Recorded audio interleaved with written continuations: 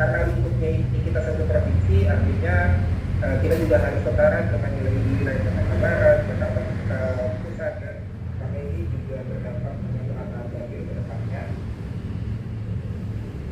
Itu untuk program pertama. Dan kita, apakah perhitungannya sudah menjadi satu kursi itu berarti agak mahal atau semakin murah, Pak, terkait harga kursi? jadi kalau jangan sekarang jumlahnya harganya masih mahal atau masih murah, saya masih belum bisa jawab karena apa yang tadi sudah dijelaskan oleh pimpinan atau Ketua KPU Jakarta Selatan, Bung Taki, saya kira kita bisa mengambil sebuah catatan penting. Pertama, berkaitan dengan rencana atau agenda perubahan dapil Jakarta Selatan yang menjadi 3 dapil, ini masih menunggu berkaitan dengan adanya keputusan atau undang-undang yang mengaturnya.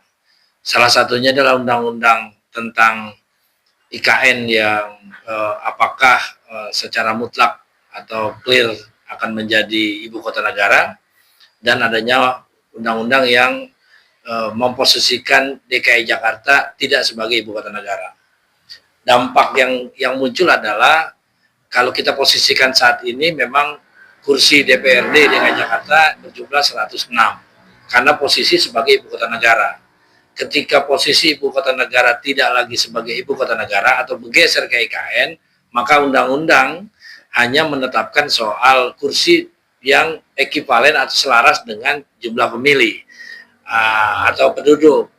Jika tadi asumsinya penduduknya Jakarta hanya sekitar 11 juta, maka kursinya hanya ada 85 kursi. Itulah yang menyebabkan ada penurunan dari jumlah kursi 106 menjadi 85 kursi. Sekalipun memungkinkan adanya penambahan 25% dari jumlah ketentuan undang-undang jika kekhususan DKI Jakarta setelah tidak sebagai ibu kota dinyatakan dalam undang-undang adanya penambahan jumlah kursi. Jadi masih dalam konteks dimungkinkan itu terjadi. Namun demikian, kalau terjadi tadi disebutkan kemungkinan daerah dapil baru, memang dimungkinkan akan terjadi penurunan jumlah kursi di masing-masing dapil. Tadi disebutkan dapil baru itu kemungkinan adalah Mampang, Tebet, dan Pancoran menjadi dapil baru.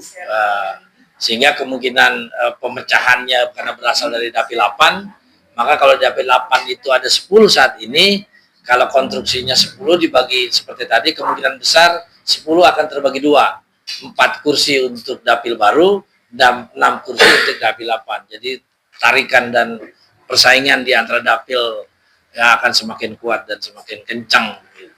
Saya kira itu kesimpulan dalam diskusi utak-atik dapil di wilayah Jakarta Selatan. Terima kasih.